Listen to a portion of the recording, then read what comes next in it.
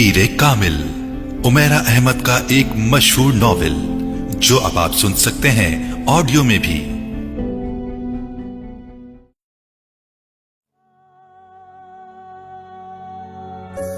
मेरी जिंदगी की सबसे बड़ी ख्वाहिश बॉल पॉइंट होठों में दबाए वो सोच में पड़ गई। फिर एक लंबा सांस लेते हुए कदरे बेबसी से मुस्कुराई। बहुत मुश्किल है इस सवाल का जवाब देना। क्यों मुश्किल है? जवेरिया ने उससे पूछा। क्योंकि मेरी बहुत सारी ख्वाहिशात हैं और हर ख्वाहिश ही मेरे लिए बहुत अहम है, उसने सर झटकते हुए कहा। वो दोनों ऑडिटोरियम के अकबी हिस्से में दीवार के साथ जमीन पर टेक लगाए बैठी थीं। एफएससी क्लासेस में आज उनका 8वां दिन था और उस वक्त वो दोनों फ्री पीरियड में ऑडिटोरियम के अकबी हिस्से में आकर बैठ गई थीं। नमकीन मूंगफली के दानों को एक एक करके खाते हुए जवेरिया ने उससे पूछा, तुम्हारी जिंदगी की सबसे बड़ी ख्वाहिश क्या है इमामा? इमामा ने कदरे हैरानी से उसे देखा और सोच में पड़ गई। पहले तुम बताओ, तुम्हारी जिंदगी की सबसे बड़ी ख्वाहिश क्या है? इमामा ने जवाब देने के बजाय उल्टा सवाल कर दिया। पहले मैंने पूछा है, तुम्हें पहले जवाब देना चाहिए। जवेरिया ने गर्दन हिलाई। अच्छा ठीक है, मुझे और सोचने दो। इमामा ने फौरन हार मानते हुए कहा, मेरी जिंदगी की सबसे बड़ी ख्वाहिश, वो बड़बड़ाई। एक ख्वाहिश तो यह है कि मेरी जिंदगी बहुत लंबी हो, उसने कहा। क्यों? जवेरिया हंसी। बस 50-60 साल की जिंदगी मुझे बड़ी छोटी लगती है। कम से कम 100 साल तो मिलने चाहिए इंसान को दुनिया में, और फिर मैं इतना सब कुछ करना चाहती हूँ। अगर जल्दी मर जाऊंगी तो फिर मेरी जिंदगी की सारी ख्वाहिशात अधूरी रह जाएंगी। उसने मूंगफली का एक दाना मुंह में डालते हुए कहा। अच्छा और? जवेरिया ने कहा। और ये कि मैं मुल्क की सबसे बड़ी डॉक्टर बनना चाहती हूँ, सबसे अच्छी आई स्पेशलिस्ट। मैं चाहती हूँ कि जब पाकिस्तान में आई सर्जरी की तारीख लिखी जाए तो उसमें मेरा नाम टॉप ऑफ द लिस्ट हो। उसने मुस्कुराते हुए आसमान को देखा। अच्छा, और अगर कभी तुम डॉक्टर ना बन सकी तो?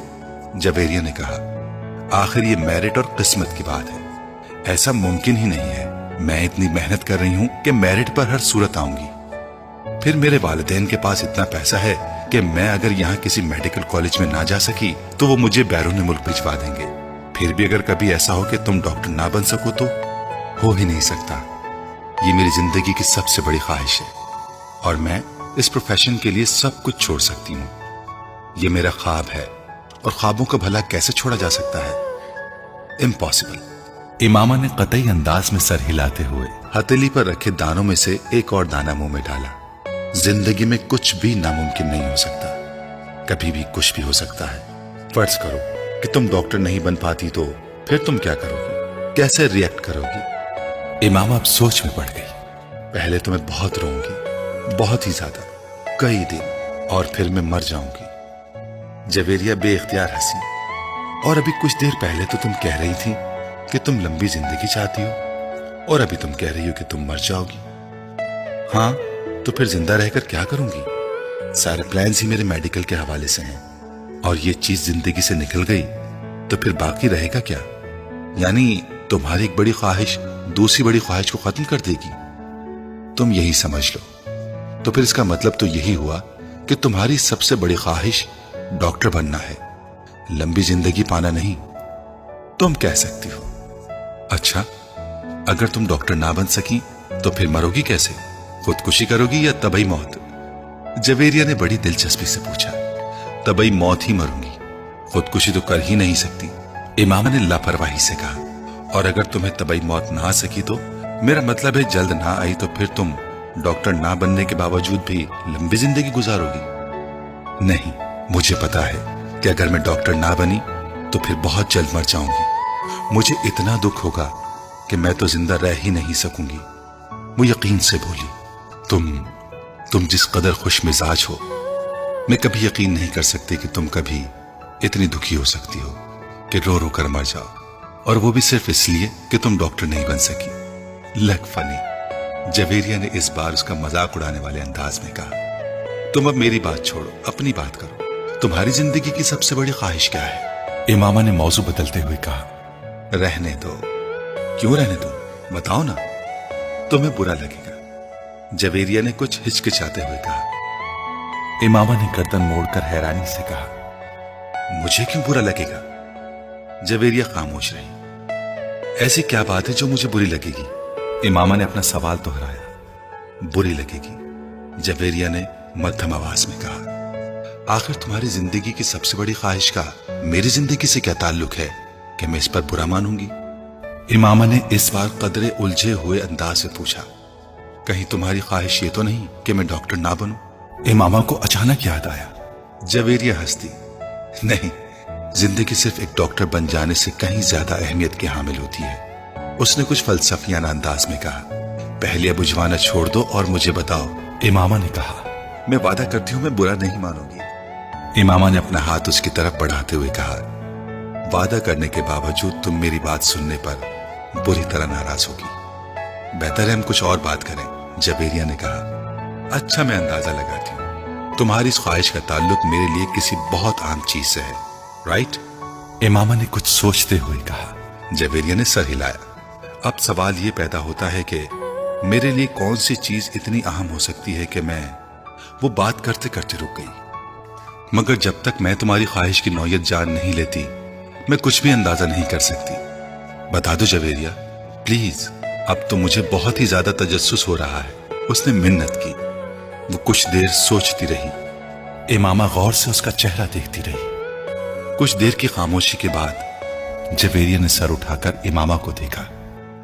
मेरे प्रोफेशन के अलावा मेरी जिंदगी में फिलहाल जिन चीजों की अहमियत है वो सिर्फ एक ही है, और अगर तुम इसके हवाले से कुछ कहना चाहती हो तो कहो, मैं बुरा नहीं मानूंगी। इमामा ने संजीदगी से कहा।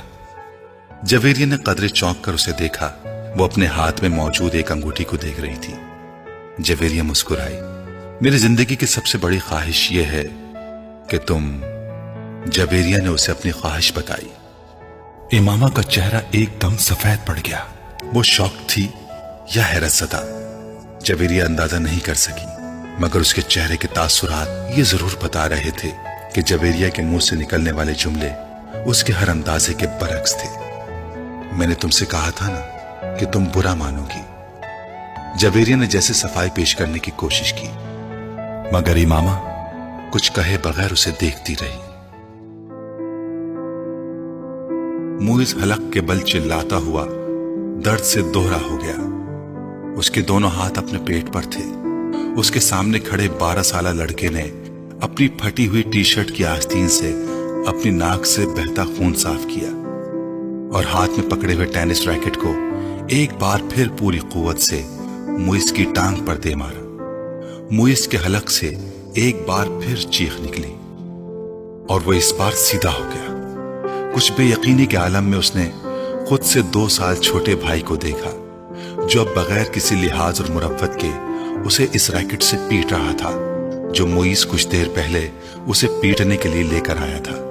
इस हफ्ते में उन दोनों के दरमियान होने वाला ये तीसरा झगड़ा था और तीनों बार झगड़ा शुरू करने वाला उसका छोटा भाई था। मुइज और उसके ताल्लुकात हमेशा ही नाखुशगवार रहे थे। उनका झगड़ा बचपन से लेकर अब से कुछ पहले तक सिर्फ जबानी कलामी बातों और धमकियों तक ही महदूद रहता था, मगर अब कुछ अरसे से वो दोनों हाथापाई पर भी उतर आते थे। आज भी यही हुआ था। वो दोनों स्कूल से इकट्ठे वापस आए थे और गाड़ी से उतरते हुए उसके छोटे भाई ने बड़ी दरस्ती के साथ पीछे डिग्गी से उस वक्त अपना बैग खींच कर निकाला जब मुइज अपना बैग निकाल रहा था। बैग खींचते हुए मुइज के हाथ को बुरी तरह रगड़ आई। मुइज बुरी तरह तिल मिलाया। तुम अंधे हो चुके हो? वो इत्मीनान से अपना बैग उठाए बेनियाजी से अंदर जा रहा था। मुइज के चिल्लाने पर उसने पलट कर उसको देखा और लाउंज का दरवाजा खोलकर अंदर चला गया। मुइज के तन बदन में जैसे आग लग गई। वो तेज कदमों से उसके पीछे अंदर चला गया। अगर दोबारा तुमने ऐसी हरकत की तो मैं तुम्हारा हाथ तोड़ दूंगा। उसके करीब पहुंचते हुए मुइज एक बार फिर दहाड़ा। उसने बैग कंधे से उतार कर नीचे रख दिया और दोनों हाथ कमर पर रखकर खड़ा हो गया। निकालूंगा। तुम क्या करोगे? हाथ तोड़ोगे? इतनी हिम्मत है? ये मैं तुम्हें उस वक्त बताऊंगा जब तुम दोबारा ये हरकत करोगे। मुइज अपने कमरे की तरफ बढ़ा, मगर उसके भाई ने पूरी कुव्वत से उसका बैग खींचते हुए उसे रुकने पर मजबूर कर दिया।